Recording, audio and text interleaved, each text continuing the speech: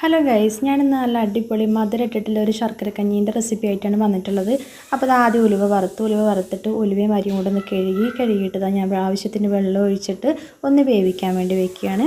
ആ സമയം കൊണ്ട് ഞാനിത് തേങ്ങ ഒന്ന് പൊട്ടിച്ചിട്ടോ, തേങ്ങ പൊട്ടിച്ച് നമുക്കിൻ്റെ തേങ്ങാപ്പാലെടുക്കണം.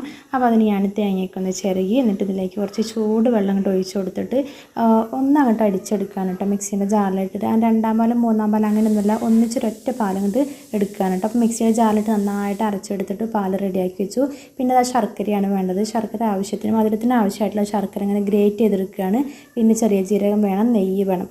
ഇത്രയാണ്. ഇതൊക്കെ ഒന്ന് റെഡിയാക്കി വെച്ചപ്പോഴത്തേക്കും നമ്മുടെ ഉലുവയും അരി നന്നായിട്ട് വെന്ത് വന്നിട്ടോ. അപ്പോൾ അതിലേക്ക് ഞാൻ എന്ത് ചെയ്തു, ഗ്രേറ്റ് ചെയ്ത ശർക്കരയും തേങ്ങാപ്പാലും ഒഴിച്ച് കൊടുത്തിട്ട് നന്നായിട്ടൊന്ന് മിക്സ് ചെയ്ത് കൊടുത്തു. പിന്നെ തേങ്ങാപ്പാൽ ഒഴിച്ച് ആ പാത്രത്തിൽ കുറച്ച് ചൂടുവെള്ളം കൂടെ ചേർത്തിട്ട് അതും കൂടെ ഒഴിച്ച് കൊടുത്തു കേട്ടോ. അപ്പോൾ നമ്മുടെ ശർക്കര കഞ്ഞി ഇവിടെ റെഡി ആയിട്ടുണ്ട്.